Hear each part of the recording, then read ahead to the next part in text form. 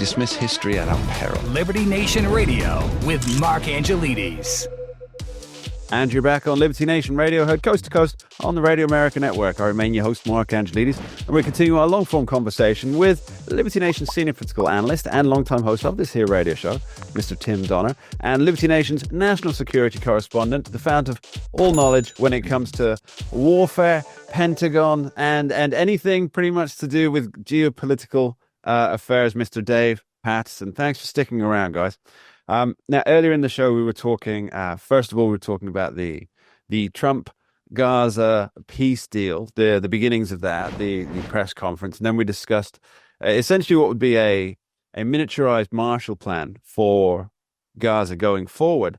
Now, this all, of course, depends on if the peace deal holds. At the time of recording, ladies and gentlemen at home there, the peace deal is in effect, and there hasn't been a breaking of it on either side. And of course, this is, as Jack Nicholson might say at the end of Chinatown, this is Gaza, or this is the Middle East, and things can change. And as a minute flips to another minute, it can change. But at time of recording, things are still in place. But what I'd like to discuss in this segment, gentlemen, is what, if any, how will, actually, in fact, let me rephrase this question. How will the peacekeeping board, all the what the left might call stakeholders or equity holders within the region and the rebuild project, how will they ensure that Hamas doesn't get its fingers into pretty much every pie that's going to be baked within the region? Tim? Well, I think the reason that we can be confident of this peace deal is because, number one, Hamas has released all the remaining hostages, which was their last bit of leverage. So they no longer have any leverage over Israel. Number two, the reason it will hold is because of all the Muslim-dominated nations that are supporting this deal. Let's not forget, it isn't just Israel for whom Hamas has been a thorn in the side. Hamas has been something that has really roiled other Arab nations who are being partially held responsible for what Hamas did. It's been an embarrassment, and it's been a terrible thing for the rest of the Arab world that wants basically to have stability and peace in the region. I think it's important to point out that the only way this deal could have happened was because of the Abraham Accords that brought in 4 separate Middle Eastern Arab nations into trade agreements and diplomatic recognition of Israel. If that hadn't happened, if Trump had not gotten the ball rolling in his first term, and it's really Jared Kushner who deserves the credit for it, Trump's son-in-law, who pretty much did the hardcore negotiating, and Trump hopes to get Saudi Arabia, maybe post-Assad Syria, and others into the Abraham Accords. That set the framework during Trump's first term. And now, because of that, there is dialogue between the Arab world and Israel and the United States in a sort of tripartite way. And so that set the stage for this because, trust me, these Arab nations don't want Hamas out murdering Jews and creating mayhem any more than Israel or the United States does.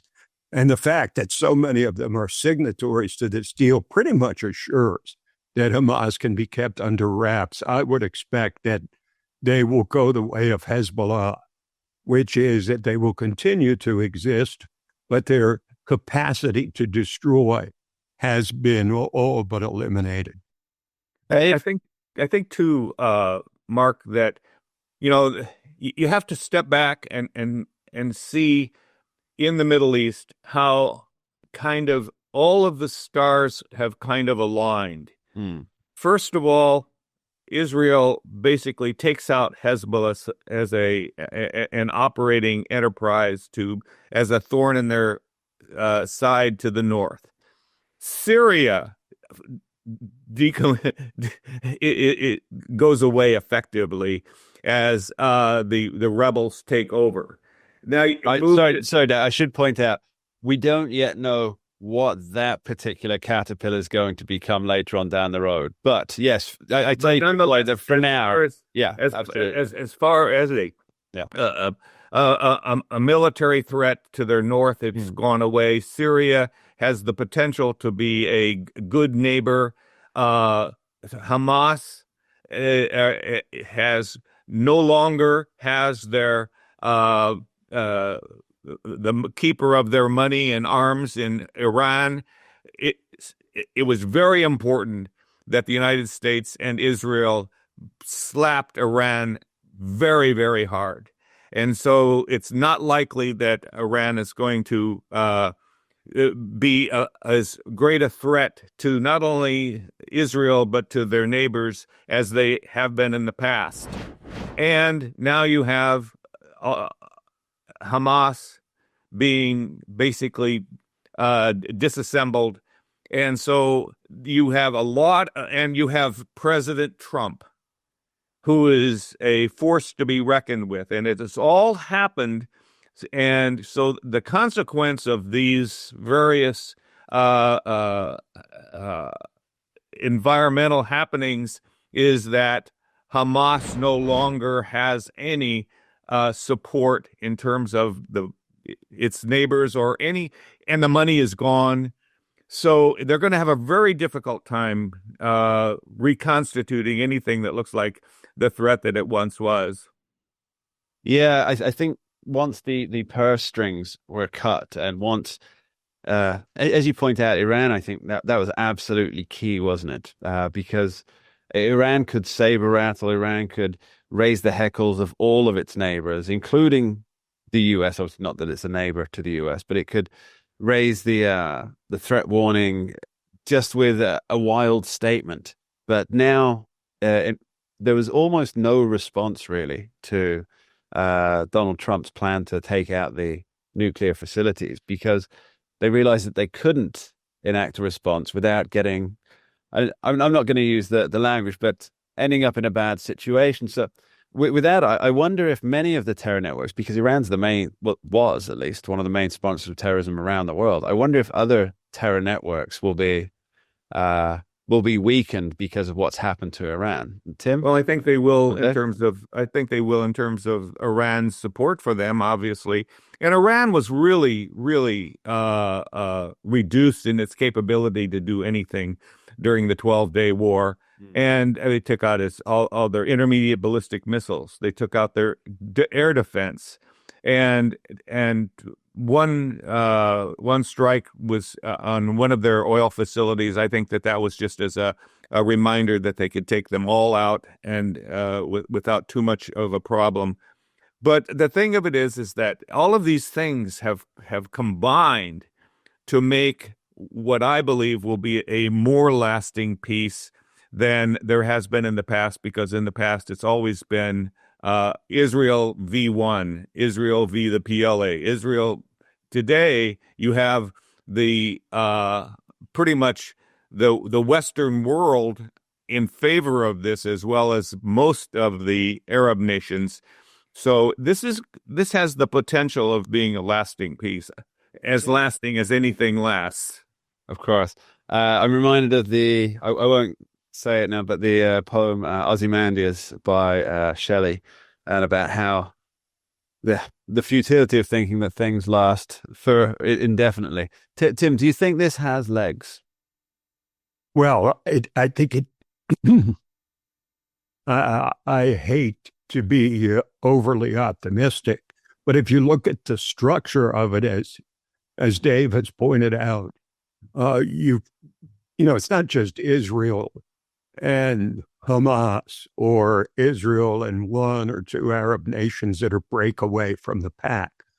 I mean, this is, I said before that Hamas has been really a thorn in the side of its Arab so-called allies who putatively support it because they're not going to condemn, someone supposedly on their own side.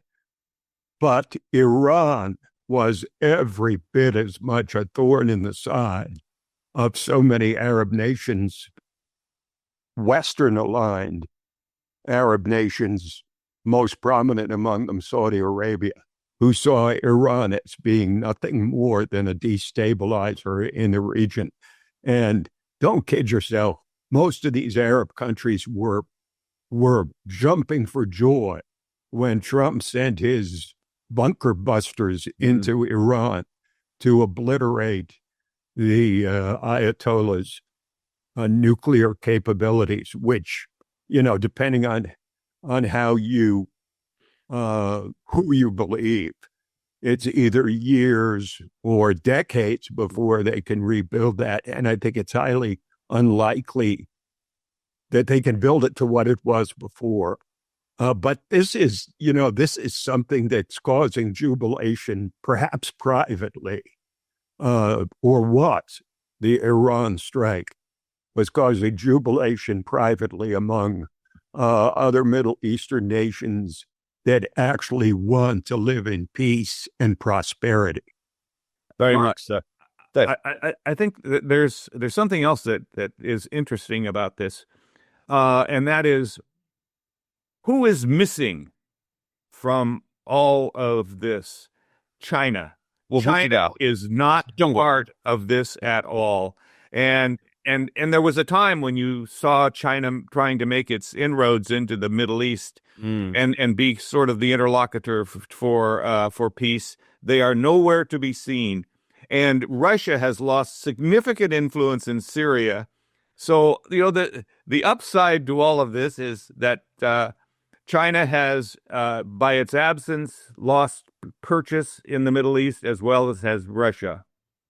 Yes, yeah, that's a fascinating point. It's the alternate axis, as they've been taken to calling themselves. I can't quite remember the name of it, but this group of nations that they've really just ousted themselves from the global community, and I wonder if maybe that might be the solution to the war between Ukraine and Russia, is to bring them into the fold after this starts developing. But we're going to be talking about, so we've talked about the future, we've talked about the present, we will be talking about the past after this short break. Don't go anywhere. We dismiss history at our peril. Liberty Nation Radio with Mark Angelides.